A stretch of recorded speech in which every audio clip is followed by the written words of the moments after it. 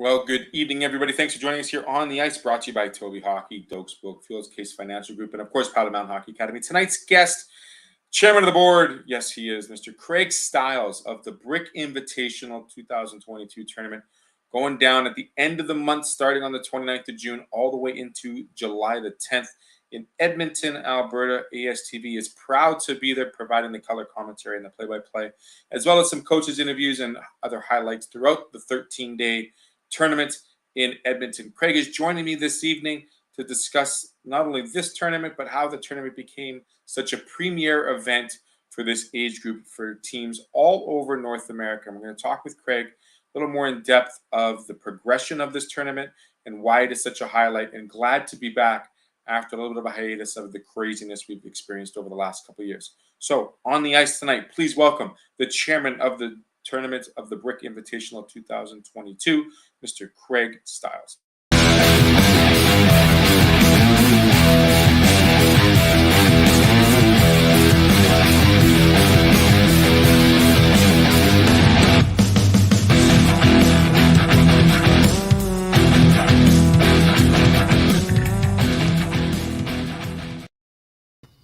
As promised, Mr. Craig Stiles joining me, the chairman. Good evening, sir. How are you doing tonight? Yeah, great. Good afternoon. Just first of all, I have to say we're really excited about the partnership with your group, ASTV, and looking forward to that relationship that will start here this month. I haven't been to the West Edmonton Mall, Craig, since I was probably a wee lad, maybe 16 or 17 years old was the last time I visited. I don't recall an ice rink in the building. We're going to get to that later because it's quite impressive, because West Edmonton Mall is like, it's West End. It's the highlight of the West Side. I mean, it's, you want to do some shopping, you want to do some amusement park action, and catch a hockey game or two while you're at it as well. Exactly. And, I think there's over 800 stores there, and that's one of, we've had just such an amazing relationship with the Grimasians, David and Don. The opportunity that we get to play there in the mall and let the kids experience a total different environment, as well as their families. And obviously the mall benefits from it, but we certainly have benefited greatly over the last 32 years. So it's been around for over 30 years. Right. Yeah. We missed our last 2 years with COVID, and that's one of the reasons why this year we're going to have a double tournament. We'll have the 2011s playing and the 2012. So it'll be interesting to see 11-year-olds playing in the tournament, in the venue. And I've had opportunity to see some practices, and it's quite amazing the difference in size. I forgot all about that. Kids have been out of the house for many years now, but 10 and 11-year-olds are different. Craig, how did you yourself become involved, or how did you begin with the Brick Invitational, and how did the Brick become the premier sponsor of this event?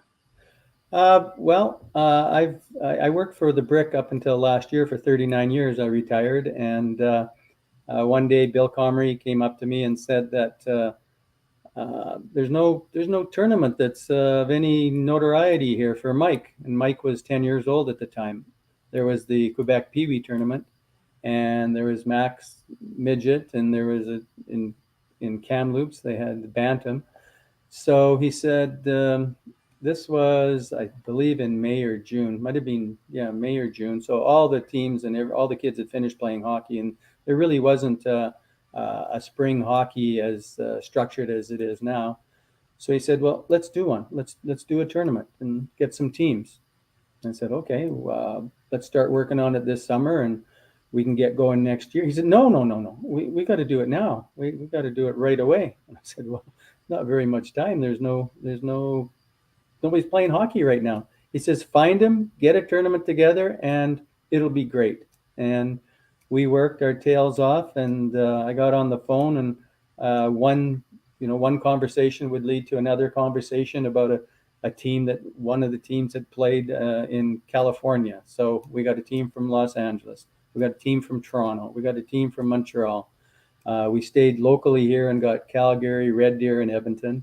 And then we had Vancouver and Kamloops. So we had an 8-team tournament round robin and did it over 3 days. And I think I'm still recovering from that, to be quite honest with you.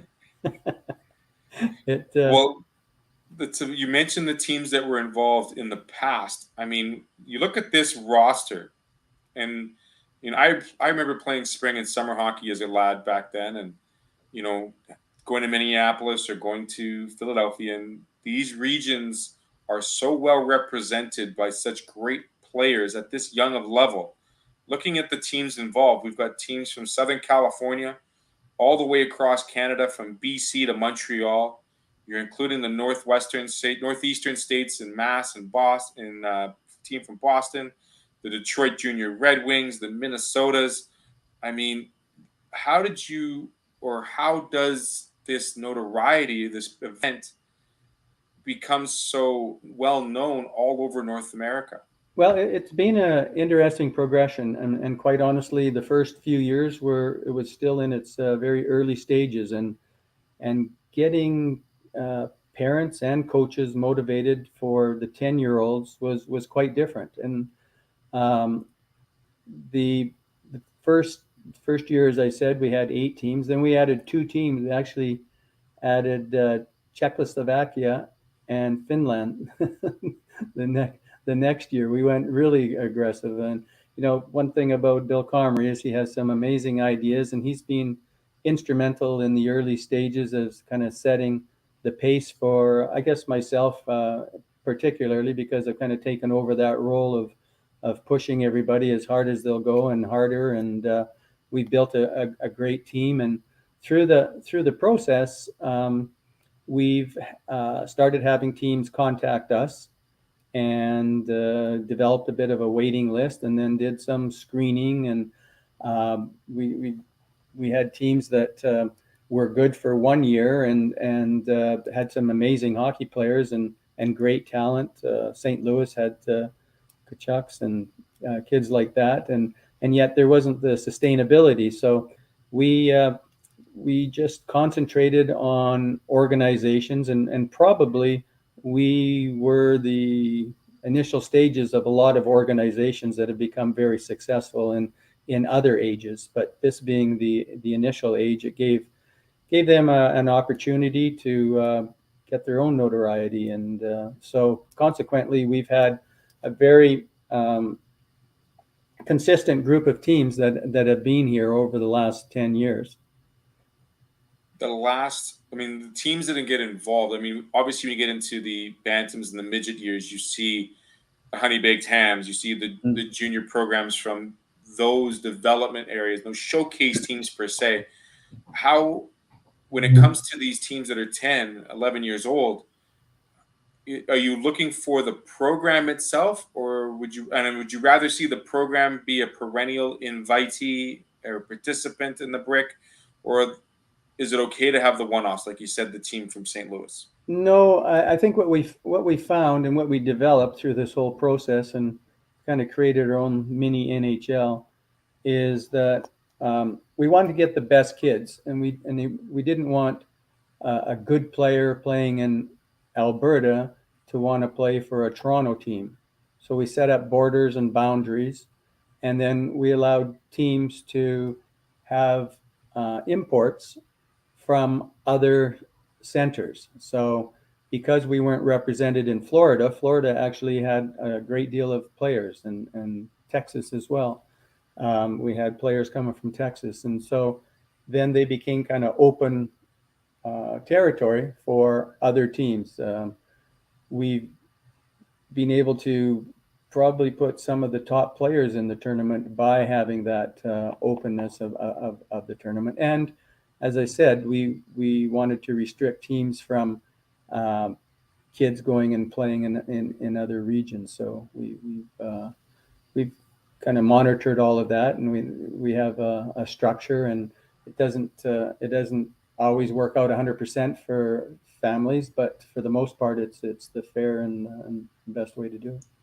How does the process start for registering a team for the brick for an upcoming year, for example? And what you talk about, making sure you're setting up regional boundaries and making sure the players are the best players, not just good, mediocre players. How do you set this up with the team and with the their potential of bringing a team the following year? Well, I think it's basically they've seen history where if they consistently don't bring a good team, they won't be part of the tournament.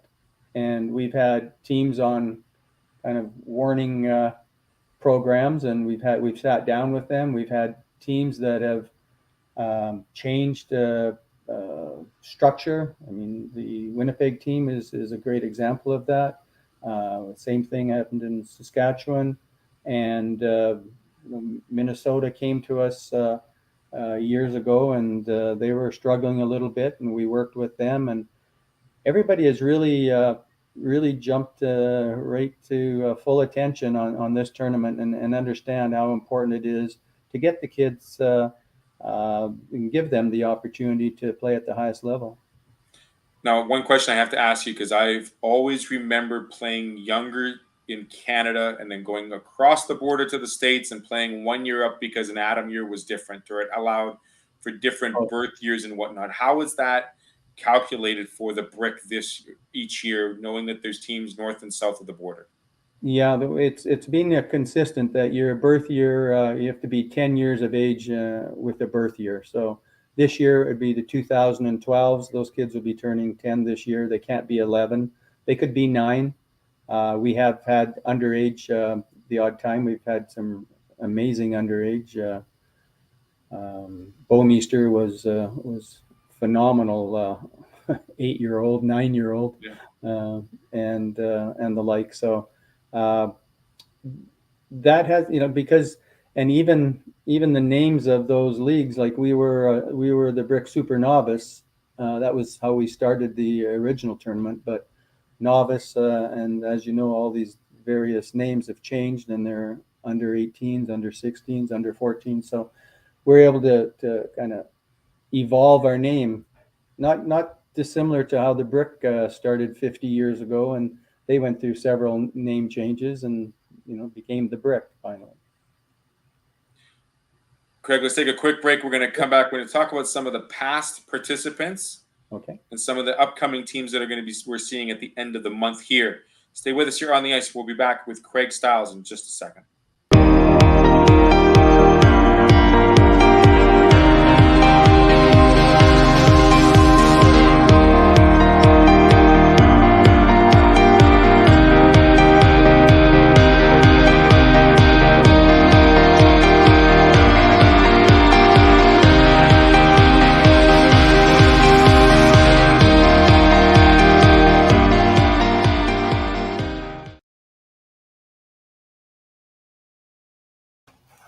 Back with Craig Stiles on the ice, the chairman of the Brick Invitational 2022. A couple years hiatus, which is why we're going to talk more a little later about the 10s and 11s coming together for a double tournament.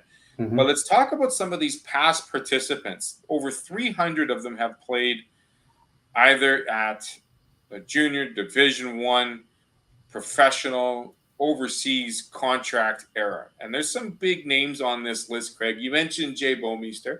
Right. I remember seeing Jay when he was 15 years old playing for an Alberta team when we used to play Mustangs and Selects back in the day. Okay. Winnipeggers might remember those two teams from Winnipeg. But, some other local talent, like you mentioned, Nigel Dawes, a tremendous hockey player, both here in the NHL and overseas in the K.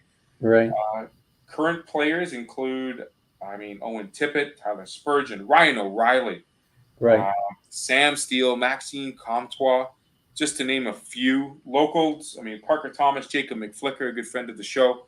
Actually, almost my next door neighbor. Adam Brooks, another Winnipegger. So, the list goes on and on. You can check this list out on their website. But, Craig, tell me some of the players that you remember that I haven't mentioned. Well, and just how impressive they are at 9 and 10 years old. We had a showdown, a one-on-one overtime match where we went from 4 players to 3 players to 2 players, and the last 2 players were Steven Stamkos and Jordan Eberle. So at 9 and 10 years old. Yeah, 9 and 10. Braden Point was a phenomenal player in our tournament, and I don't think you can honestly say you see an NHL player. Maybe if maybe if we'd had the opportunity to see Connor McDavid play in our tournament when he was 5, we probably would have said that would be an NHLer. But he didn't play down. I've never really understood why he didn't play up. As an 8-year-old or 9-year-old, but we didn't. We missed that opportunity. But there have been so many great ones here. Tyler Seguin was a great player, and currently Ryan Nugent Hopkins. He is #1 draft choice. He was an MVP in our tournament, and got Ryan Strome was a heck of a player here. He's playing right now. I think there's probably 8 or 10 that are playing in the Final Four right now. Yeah. Kyler Yamamoto, he was quite a. Was he above 4 feet at the age of 9? He would have been. He's not the tallest of players. No, I would say he was right around 4 or 4'1" or something like that, and Wow. yeah, I was quite amazed. Spurgeon, like not a big player, plays big on defense. Like that to me is one of the more amazing stories in size. How good he is. I mean, he and Kyler kind of look each other in the eye. That's incredible. Yeah. So tell me about this real quick, Craig, because 9 and 10, a lot of our viewers will think, man, that's really young to get a team assembled, start playing showcase / hockey. But what is it, the 9 and 10, what is it for this group of players and the experience and the excitement that they get to experience about playing in a tournament like this? Well, I think as excited as they are, I think that people that haven't watched this age of hockey and then this level of hockey are blown away. And we've watched it for 30 years now plus, and every year there are things happening out there that they emulate the NHL. I mean, there's no question. I mean, social media and news outlets and programs such as yourself highlight a lot of individual things that kids never thought of that didn't have exposure. And now with the training that they're getting, just everything, nutrition and training and how many different coaches are out there helping them, and at high level coaching, that's all changed too. So, things are evolving with us, around us, and it's only creating a better atmosphere out there. And I really, I'm so excited this year to watch those 11-year-olds, the 2011s play. Just knowing that they've had one more year of high level hockey, and to see the things that they're going to be able to do. But I know the 12s they'll be in size, they'll be a little bit behind them, but in skill level, it'll be pretty close still. Was there a hesitation to consider not including the team that missed, or the group that missed last year?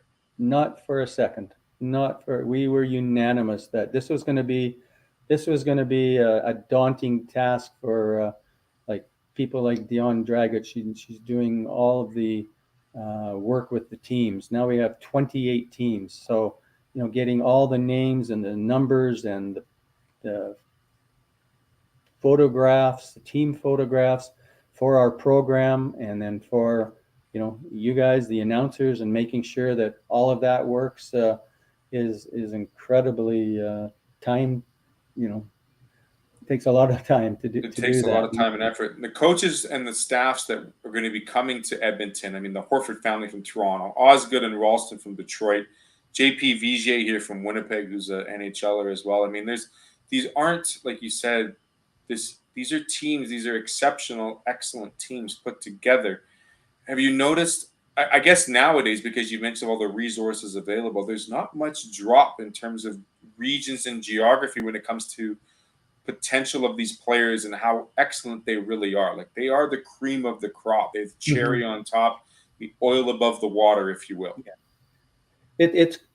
It's quite also amazing to see the dedication of the coaches and the managers and the trainers at this age group. I mean, we have a group here in Edmonton that are just beyond phenomenal. The amount of time and the and the effort that they put into this, and the experience that not just these 18 kids get, or in this particular case, 36 kids this year, but they have reached out and worked with probably 120 kids and put them through the whole experience and given them opportunity of great coaching, great skill development. And I've seen the emails, the letters, and the gratitude that people have for just having an opportunity to try out for one of these teams. And it's so competitive. I mean, it's heartbreaking. There's no question. This is the first letdown experience in a kid's in a parent's life, you know, and it's tough, and it's not easy for anybody to take. Absolutely. For the teams that are going to be there, Mhm. what is the experience like for, I mean, we see the glimmer in the eye, you know, of the player hitting the ice for the first time, playing a team from across Canada or a team from the States, for example, their first time ever doing that. What is it about that feeling that reminds you of the reason why you put this tournament on? Yeah, that the opportunity for kids to show their talent on a national and an international level is, you know, not something that everybody gets an opportunity to do. And when these kids have their first, well, this will be a little bit different this year because of the two tournaments. We normally have a Sunday where the kids can practice on the ice, but it's just impossible with our 100 volunteers that we will have working this now, that we just couldn't add more days to this. And there's another thing with 13 days, and you've got coaches and managers and people taking time off work, and like there's a lot of commitment that's going into this year that hasn't gone in the past. But when these kids get here and they see them all, and they see the ice rink itself, like it's a jewel, and it's not your typical cold, climby, you know, stinky arena. It's a masterpiece, and people are all standing around the arena watching it. They're on their way to one of the stores, but they stop and they look, and they have unobstructed views, and it's a personal one-on-one relationship between fans and kids. They are really at the top of their game at a place that I guess nobody's really going to be able to repeat what happens here. No doubt. The ice is perfect temperature all the time. Yeah, the brand new ice plant, 2019, and it's phenomenal ice now. We had some roller coaster ice, like we we had, we had probably a 2 foot difference between the center of the ice and one of the corners. And we also had squeegees out on occasion when the ice plant just couldn't take it anymore, because it's in a dome, and it's like I guess you would have a telescope or something effect of the glass above and the windows, and it can get really warm in there. But they've been able to make a perfect ice situation for us. That's fantastic. So will the two age groups be competing at the same time? Will there be a little? Tell us how this is going to work for the next 13 days, Okay, so upcoming June 29th. yeah, there'll be no crossover. The 2011s will start on the 29th, and then they'll finish on the Sunday, and then the 2012s will start on Monday the 4th and finish up on the 10th. We'll have each team will play one game outside of West Edmonton Mall at a local venue, which is actually where many of the parents will be staying. So it works out really well. The River Cree. So normal time. Give us a play. 3 20-minute periods, 3 12-minute periods. Two 12s and a 15 in Okay. in the round robin, and then 15s in the playoffs. 15s in the playoffs. Okay. How many minimum each team's playing? How many games for sure? They'll play a minimum of 6 games. Oh wow, perfect. Yeah, and a maximum of 9 games. So that's going to be a busy week for all the players. Yeah, that is. That's true for the 12s. For the 11s, I believe it's one game less. Okay. Yeah. So we've had to make some compromises, but um, we hold an amazing event on the Saturday night, typically, for which we will this year for the 2012s, and it's a beach event, and all the teams participate in games, and they're games of skill, and everybody at the end gets an amazing prize, and the parents are there at the water park. It's all done at the water park, and it's a great way to help with the letdown of the semifinals, because at that stage the quarters and the final semifinals will have been completed, and there's two teams that are pretty devastated in the afternoon. But then we get them to the water park, we get them involved in all of these games of skill, and by the end it just was a great idea for working with the kids. Incredible amount of games. It's going to be a very busy 13 days near West Edmonton Mall and in West Edmonton Mall. Let's give a shout out. How many volunteers are being involved in this, Craig? I think this year we'll have close to 60, 65. And I could be slightly wrong on that, but typically we're around 40 to 45. Wow. So it could even be higher, depending. It's all about people trying to work their own shifts at work as well. But we've got an amazing guy, Sonny Seacon, working on that, and never fails us. So it'll all come off perfectly. It'll all make it work. Absolutely. Last question or last bit I want to give to you, Craig, is the floor. And is there anybody you'd like to thank or welcome and look forward to seeing at the end of the month for the Brick Invitational? Well, I think, when we started this, we started it and ran it like a family operation, which the Brick was at the time. So Andy Wigston and myself worked at the Brick, and Andy's our executive director of the tournament, and he does an amazing job, and he's worked with Russell Loga and Sonny, and Trevor McGrandle is another former Brick person, and Trevor looks after all of the finances and all of the things that go into making sure that we take care of the people that are helping us out. And then I mentioned Dion and her role in working with the teams. And then at the ice rink level, we have Zach Turner. And then social media is my daughter, Lauren Stiles. And so she's been at this tournament in one way or another since it started. Basically since it started. She was born in '89. So the people, what I was getting to is that we normally have 1 week where we are so tight and we're just together all the time, and there's kibitzing going on, there's shots taken, and the work is getting done, and there's downtime, but at the end of the day, we have a great wind-up party, and everybody can hardly wait to do it again.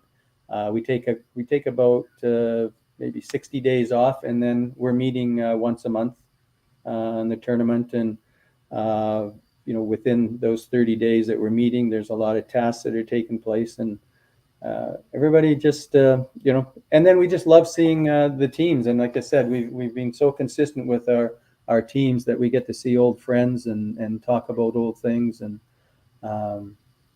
it's kind of fun. Kind of gives you a little bit of a chill when you think about it. It gives a bit of chill, but also a bit of a sigh, and a great sigh, in the fact that we get to see this finally come back after being gone for a couple of years, and how important it is to see not only young players, but the relationships and the stories being told once again. And we look forward to being part of that with you, Craig, at the end of the month, June 29th to July 2nd at the Brick Invitational 2022. Thanks so much for your time, Craig. Really appreciate it. My pleasure. Thanks for having me. That was Craig Stiles, chairman of the Brick Invitational 2022. We'd like to thank him for joining us. We'd also like to thank our sponsors here this evening, Toby Hockey, Dokes Broke Fields, Case Financial, and of course, the Pilot Mountain Hockey Academy. We'll be back later this week, next week, as we talk to some of the teams and some of the coaching staffs that will be involved in the Brick throughout the coming weeks. My show on the ice, as well as Off the Wall with Cody.